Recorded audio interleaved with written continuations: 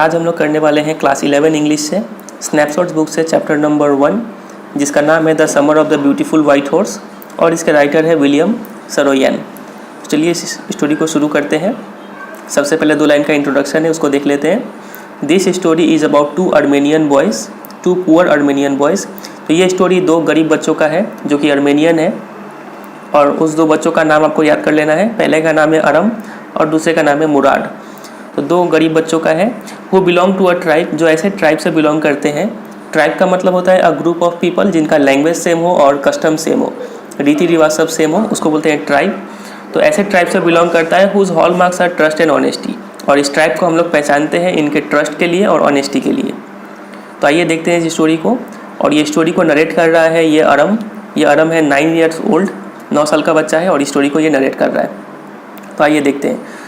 अरम बोलता है, one day back there in the good old days when I was 9 and the world was full of every imaginable kind of magnificence. तो बोल रहा है कि एक दिन का बात है जब वो 9 साल का था और वो दिन काफ़ी सुनहरे होते थे, अच्छे होते थे, गुड ओल्ड डेज था।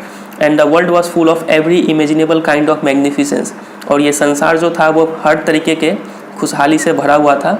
मैग्निफिसेंस मतलब भव्यता, सुंदरता से भरा हुआ था। And life was still a delightful and mysterious dream, और वो चूँकि 9 साल के थे तो उस समय उनके लिए लाइफ जो था वो अच्छा खुशी भरा था और मिस्टीरियस रहस्यमय था, रहस्यमय सपने की तरह था उस समय। माई कज़न मुराद, तो उस दिन क्या होता है एक दिन कि उनका जो कज़न है Mourad, who was considered crazy by everybody, जिसको ये मुराद को हर कोई पागल मानता था। Who knew him except me, तो हर कोई जो मुराद को जानता था वो उसको पागल समझता था सिवाय मेरे। Came to my house at 4 in the morning, तो ये मुराद अरम के घर आता है सुबह 4 बजे। And woke me up tapping on the window of my door, और अरम को जगा देता है खिड़की में ठक ठक करके। अरम ही सेड, बोलता है कि Aram, I jumped out of bed and looked out of the window. तो अरम तुरंत उठता है बेड पर से और खिड़की के बाहर देखता है। I could not believe what I saw, तो अरम को विश्वास नहीं होता है कि वो क्या देखता है खिड़की के बाहर। इट वॉजंट मॉर्निंग येट, देखता है कि अभी तो अच्छे से सुबह नहीं हुआ है। बट इट वॉज समर, लेकिन चूँकि वो गर्मी का दिन था। And with daybreak not many minutes around the corner, और डे ब्रेक अभी सुबह होने ही वाला था और ज़्यादा मिनट नहीं था। Around the corner, around the corner का मतलब होता है about to happen very soon, होने ही वाला है, of the world. It was light enough for me to know I wasn't dreaming, लेकिन इतना लाइट था वहाँ पर कि हम ये समझ पाए कि हम सपना नहीं देख रहे थे। अरम बोलता है, माई cousin Murad was sitting on a beautiful white horse, तो वो क्या देखता है खिड़की के बाहर कि उसका जो कज़न है मुराद वो ब्यूटीफुल वाइट हॉर्स पे बैठा हुआ है। I struck my head out of the window and rub my eyes, तो अरम अपना सिर खिड़की के बाहर निकालता है और अपने आँखों को थोड़ा मिसता है। Yes he said in Armenian, तो अरम बोलता है हाँ इट्स अ हॉर्स, तो ये घोड़ा ही है। यू आर नॉट ड्रीमिंग, तुम सपना नहीं देख रहे हो। Make it quick if you want to ride, अगर तुम भी इसको राइट करना चाहते हो तो जल्दी से आ जाओ। मुराद बोलता है अरम को। I knew my cousin Murad enjoyed being alive more than anybody else who had ever fallen into the world by mistake. तो अरम बोलते हैं कि उनका जो कज़न था मुराद वो काफ़ी इंजॉय करता था अपने लाइफ को देन एनीबडी एल्स, हर वो इंसान से जो इस वर्ल्ड में आ गया है बाय मिस्टेक, गलती से। But this was more than even I could believe, लेकिन आज जो अरम देख रहा था खिड़की के बाहर वो उसे भी विश्वास नहीं हो रहा था कि क्या हो रहा है। In the first place my earliest memories had been memories of horses, पहला बात तो उनके दिमाग में क्या ख्याल आता है, घोड़ों का ख्याल आता है। And my first longings had been longings to ride, और उनके मन में पहला इच्छा जो जागता है वो जागता है घोड़े को देख कर कि वो भी उसको राइड करना चाहते हैं। This was the wonderful part, और ये काफ़ी अच्छा पार्ट था। इन द सेकेंड प्लेस, और दूसरा ख्याल जो उनके मन में आता है, वी वर पुअर, कि वो लोग काफ़ी गरीब है। This was the part that wouldn't permit me to believe what I saw, और यही जो पार्ट था कि गरीबी होने के कारण उनको ये विश्वास नहीं हो रहा था कि वो क्या देख रहे हैं। वी वर पुअर, हम लोग गरीब थे। वी हैड नो मनी, हमारे पास पैसा नहीं था। Our whole tribe was poverty stricken, इनका पूरा ट्राइब पॉवर्टी में डूबा हुआ था।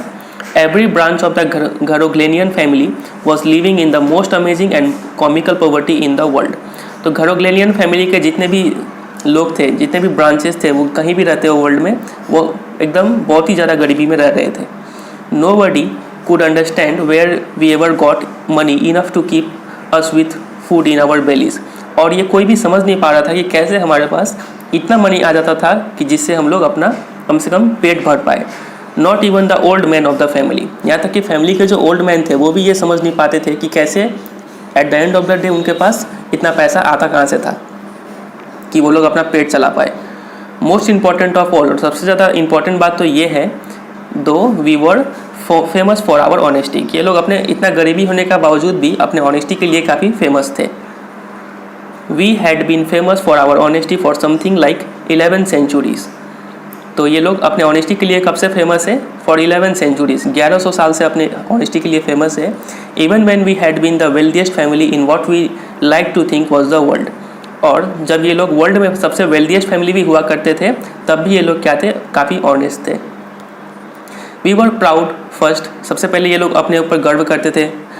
ऑनेस्ट नेक्स्ट, उसके बाद ये लोग ईमानदार थे। And after that we believe in right and wrong, और उसके बाद ये लोग हमेशा सही और गलत में अंतर करते थे और हमेशा सही काम को करते थे। None of us would take advantage of anybody in the world let alone steal, और इन घरोग्लियन फैमिली का कोई भी मेंबर किसी का एडवांटेज नहीं लेता था, किसी को हानि नहीं पहुंचाता था। और जहाँ तक चोरी का बात है तो चोरी तो भूल ही जाइए आप, चोरी करने का सवाल ही नहीं होता है।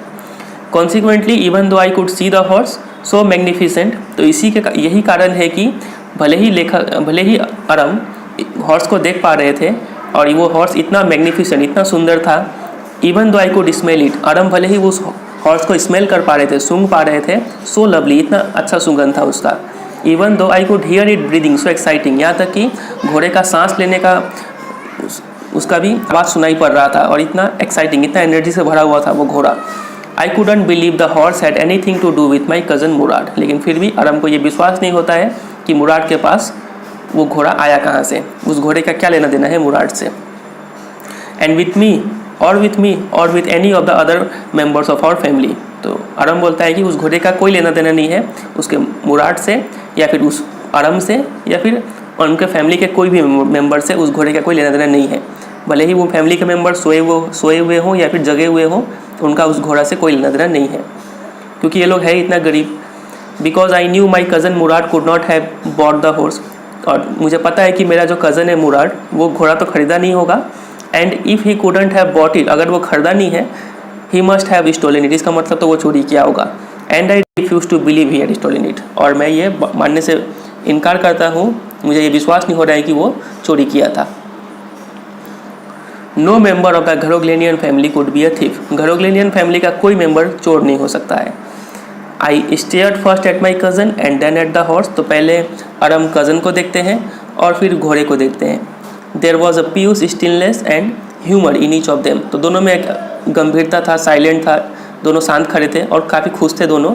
विच on the one hand delighted me and on the other frightened me, तो एक तरफ तो मुझे काफ़ी खुशी भी हो रहा था कि चलो मुझे भी घोड़ा राइड करने को मिलेगा, और वहीं दूसरी तरफ अरम को डर भी लग रहा था।